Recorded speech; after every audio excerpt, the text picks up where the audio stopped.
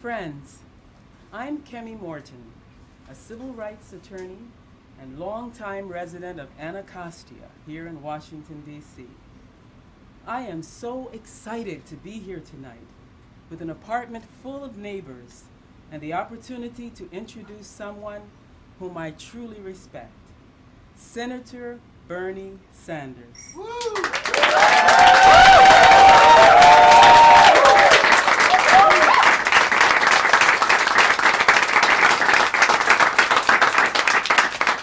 If you're like me, you've spent your life hoping and waiting for a moment like this. A true people's movement. And tonight, Bernie and over 100,000 Americans, well, we're making history. Did you know that there are more than 3,700 House meetings just like this being held across the United States tonight? These folks are volunteering to build this campaign and the political revolution that we, the people, are setting in motion. Bernie's surely doing something right to get 100,000 of us out on a Wednesday night.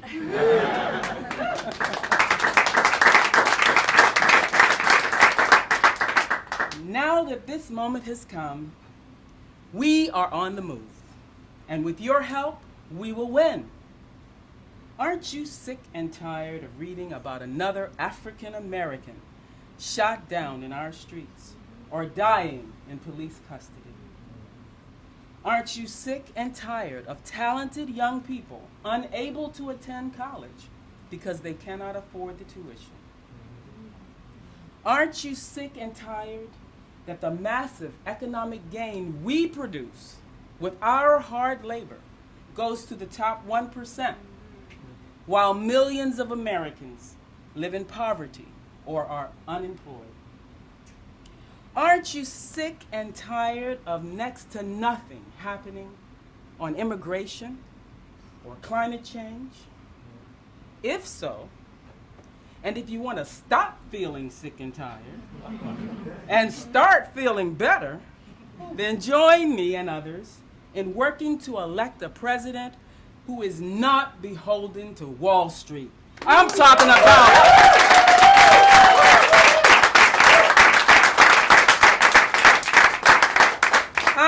about Bernie Sanders.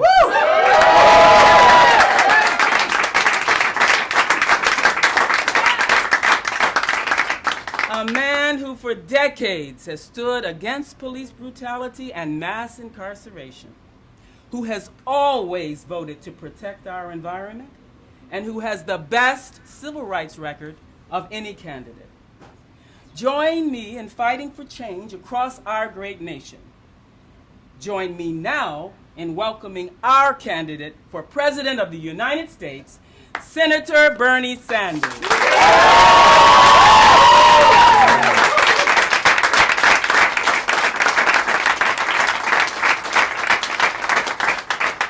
Thank you very much. Kemi, thank you for that great introduction. The only problem with that introduction is in 2 minutes you gave my entire speech. Thank you. Let me begin, as Kemi said, by thanking the 100,000+ people in 3,500 locations all over America for coming out tonight. We think we're making history. We think that there has never been an organizing effort like this early in the campaign. So let me thank each and every participant for being part of the political revolution and for making history. I am often asked by the media. Media says, well, how come there is so much excitement in your campaign? Why is there so much enthusiasm? Why have so many people come out to your rallies? We've had great rallies all across the country.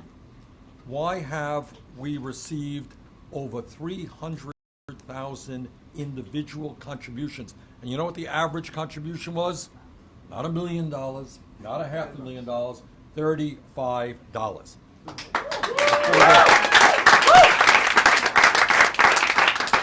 And people are asking me, how does it happen that all of these support groups are popping up all across the country? We read about them in the papers. We don't organize them.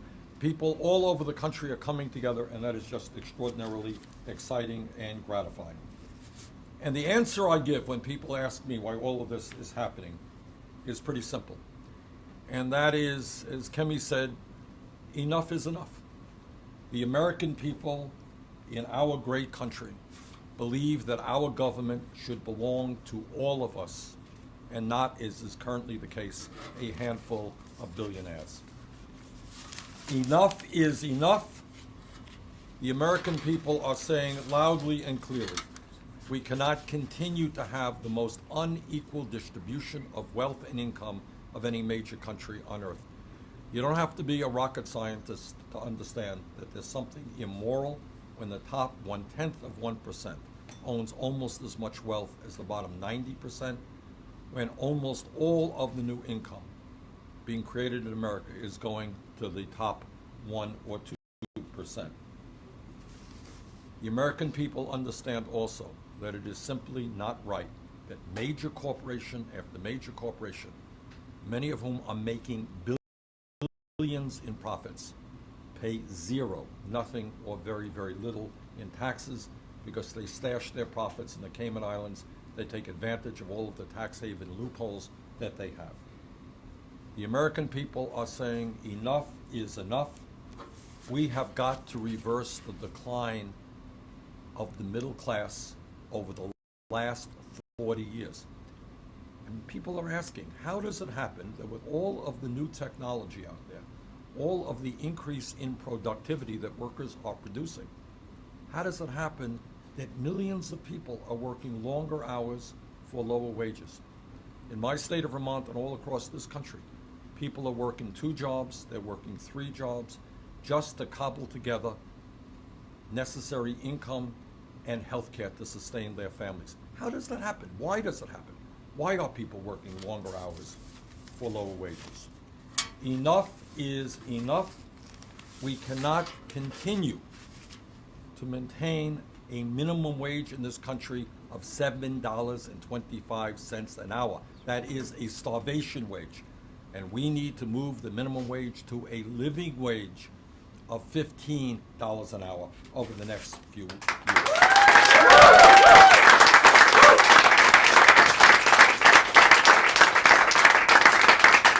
It is not a radical idea. It is not a radical idea to say that if somebody works 40 hours a week, that person should not be living in poverty. That family should not have to be going to an emergency food shelf in order to get food to sustain the family. Enough is enough.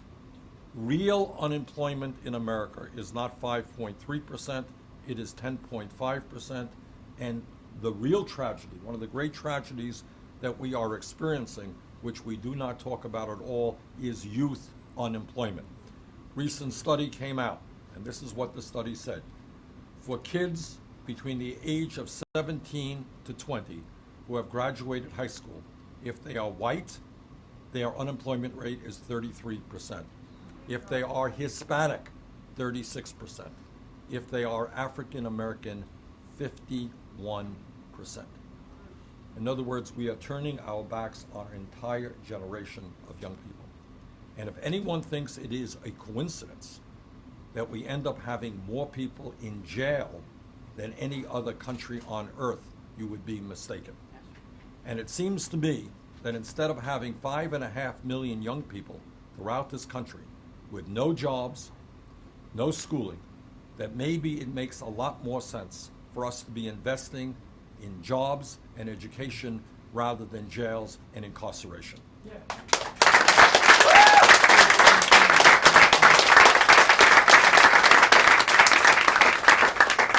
Enough is enough. This is the wealthiest country in the history of the world. Why is it that hundreds of thousands of bright and able and qualified young people are unable to go to college? And the answer is simple. Their families don't have a lot of money. Well, that is absurd. What we have got to do as a nation is make sure that higher education is available to all people, regardless of their income, who want to get a higher education. And that is why I've introduced legislation that does 2 primary things. Number one, it says that in America, every public college and university will be tuition free.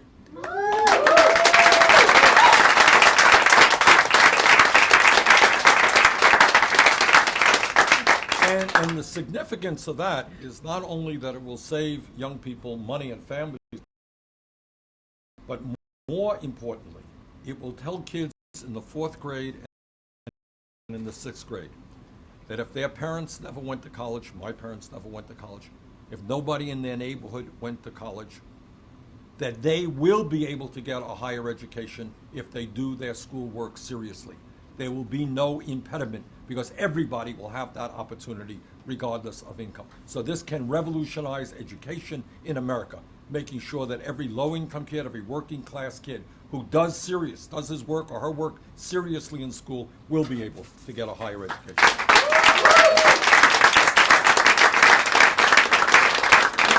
And the second part of that legislation deals with another issue of huge consequence, and that is today we have millions of young people and people who are not so young who are struggling with outrageously high student debt.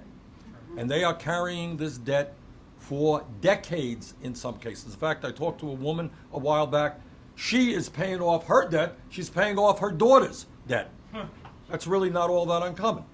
All right, so what do we have to do? What we have to do is say that it's a little bit crazy that somebody who has a student debt is paying 8, 9, 10% of interest rates when they can refinance their home today for 2 or 3 or 4%.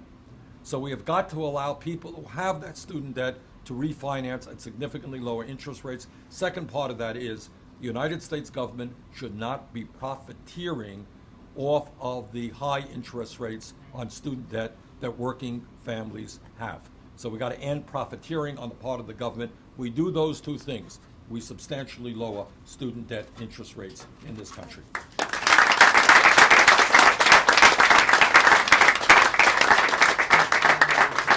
Enough is enough. All of us are tired,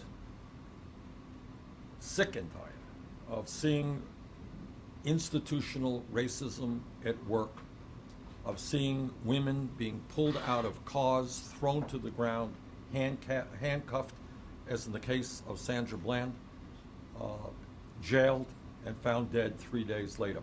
And what was the crime that she committed? She forgot to signal that she was making a right turn. People should not die because they didn't put a signal on making a right turn. And we're seeing this all over this country. We need significant criminal justice reform. We need to deal with a whole lot of issues. But the bottom line is we cannot and should not lead the world in the number of people who are in jail. We should lead the world in having the best educated population in the world.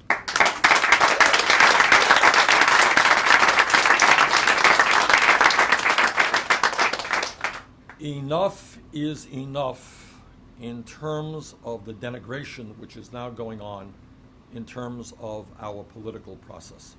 The Citizens United Supreme Court decision was one of the worst decisions in the history of our country. And what that decision said to the wealthiest people in America, today you own much of our economy, now you have the opportunity to buy the United States government, and that is what they are doing. So when you have a situation where one family, the Koch brothers, is spending more money, close to $1 billion in this election cycle, to elect candidates who make the rich richer and everybody else poorer, when you have a situation like that, that is not called democracy. That is called oligarchy. And we have got to do everything in our power to turn that around. So not only do we need to overturn Citizens United, but we also need to move to public funding of elections.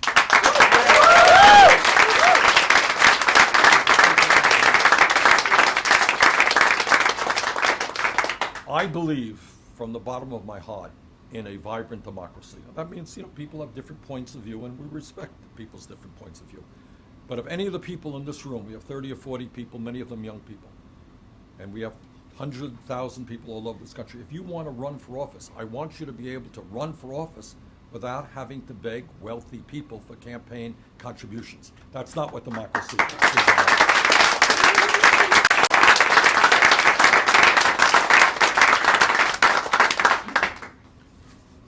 There's another issue out there that is so enormous, and it touches all of us as adults and those of us who are parents, and that is the moral responsibility we have to leave this planet in a habitable way for our children and our grandchildren. The scientific community has spoken in an almost unanimous voice. Climate change is real. Climate change is caused by human activity. Climate change is already causing devastating problems in America and around the world. And our job as Americans is to lead the world in transforming our energy system away from fossil fuel into energy efficiency and into such sustainable energies as wind, solar, geothermal, and other sustainable energies. And when we do that, by the way, we can create a whole lot of jobs. And we can also create a whole lot of jobs by rebuilding our crumbling infrastructure. Now, the other issue that I want to touch on right now is that enough is enough in terms of how we deal with undocumented people in this country. And in my view, no ifs, buts, or maybes. We have 11 million undocumented people. People are living in the shadows. I just met a woman the other day in Louisiana, scared to death, young lady, that she or people in her family will be deported. I was in Immokalee, Florida, a number of years ago, talking and working with undocumented workers who are being exploited in the most ruthless way imaginable. Enough is enough. We need comprehensive immigration reform. We need a path toward citizenship for the undocumented people in this country.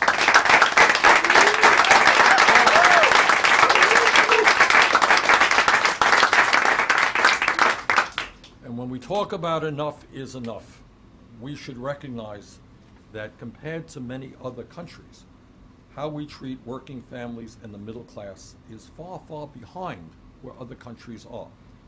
We are the only major nation on earth that does not guarantee health care to all people as a right. Affordable Care Act made some progress. We still have 35 million people who have no health insurance and more who are underinsured. And that is why I will fight, as President of the United States, for a Medicare for All single-payer program guaranteeing health care to all Americans.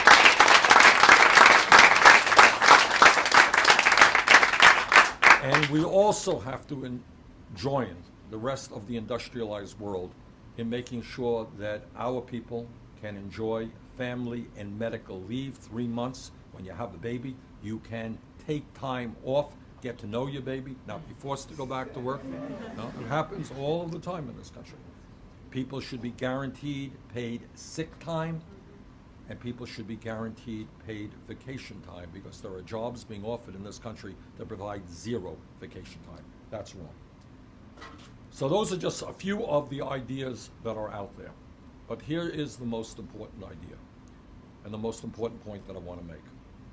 And that is that no president, not Bernie Sanders or anybody else, can do it all. The powers that be, that is corporate America, Wall Street, the insurance companies, the drug companies, the military-industrial complex, these guys are enormously powerful.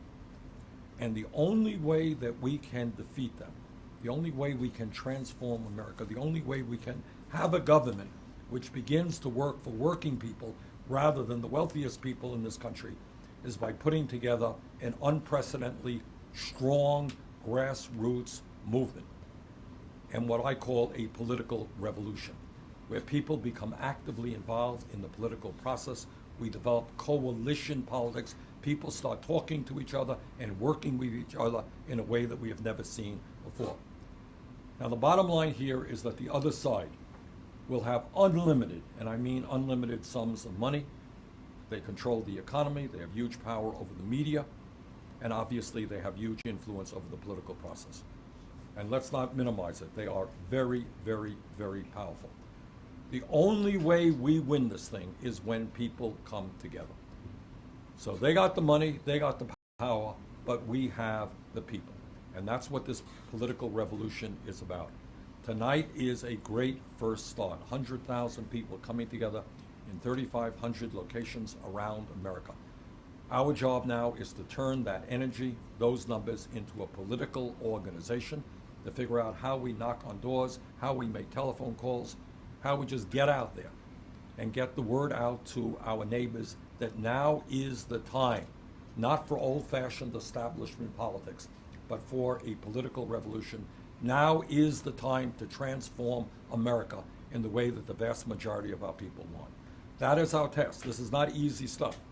But I believe that at the end of the day, when people come together, when people are united, there is nothing, nothing, nothing that can stop us. So thank you all very much for being here tonight, and we look forward to working with you in the months and years to come. Thank you.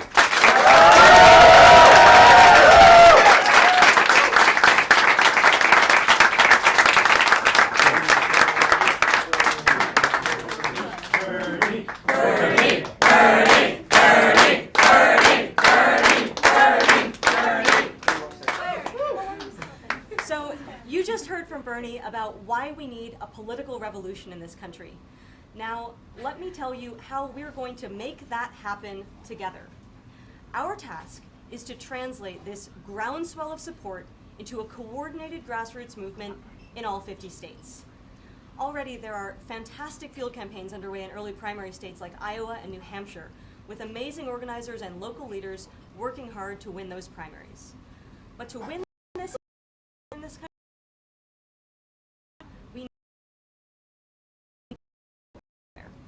we need you to bring this movement to your community by doing unglamorous but essential work, like knocking on doors, making phone calls, voter registration, helping out at big campaign events like the ones that have made headlines in Madison and Phoenix, and hosting other events like the ones that you're at tonight.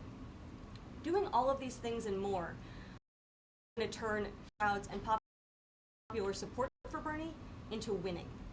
So everyone please take out your smartphone right now and text the word WORK, that's W-O-R-K, to the number 82623.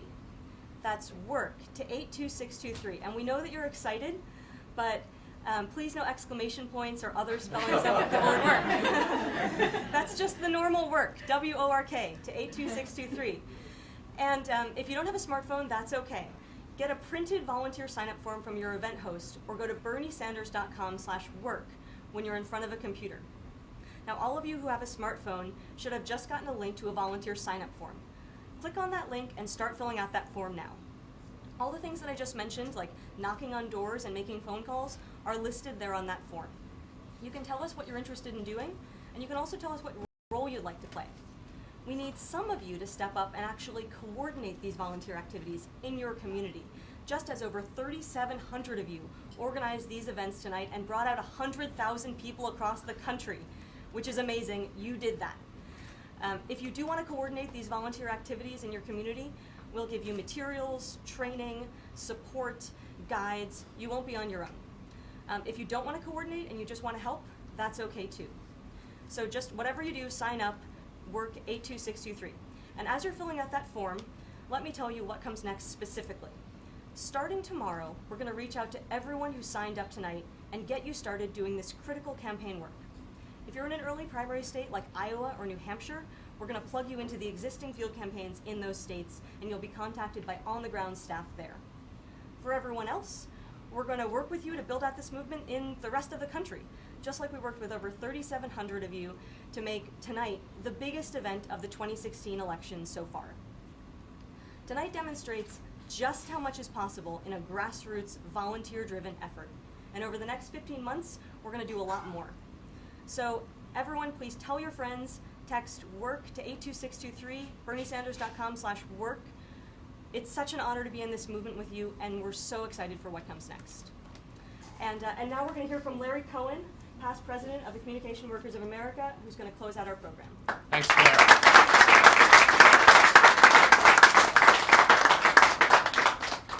Thanks, Claire. And as Claire said, I'm Larry Cohen, and I'm proud to be a volunteer for Bernie Sanders. And as Claire said, until just a few weeks ago, I was the president of the 700,000-member Communication Workers of America. It's a mouthful. And 2 days after my term ended, after 10 years, I went over to see Bernie, and I said, Bernie, I'm going to volunteer 10 hours a week to help make you the next president of the United States. Well, thanks to the energy around this country and Bernie, it's become 10 hours a day, but I'm still excited. And Bernie, I'm still volunteering. And I've known Bernie for over 20 years, since he first came to Congress. And the thing that makes him different is he actually represents our beliefs, our values. This campaign is not about business as usual. It's about building this political revolution, not just as part of this campaign, but wherever we live. Whether it's Waterloo or Council Bluffs, whether it's Concord or Manchester, whether it's Charleston or Columbia, that we're building this, and that we own this campaign, and that nothing is going to take that away from us. And yes, our primary goal is to elect Bernie. But just as importantly, it's to elect people to city councils and municipalities across the country. So, right?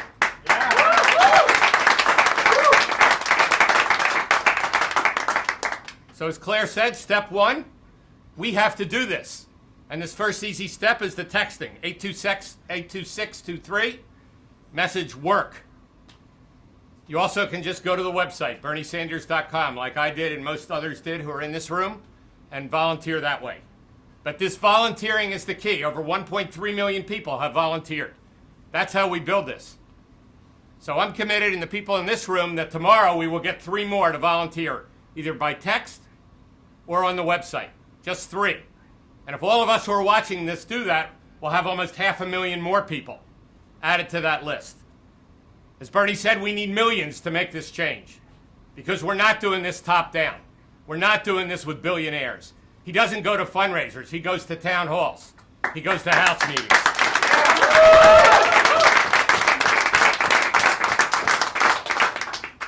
So it's clear that this is an historic moment, that our challenge is to make this an historic movement, and we're on our way to doing that.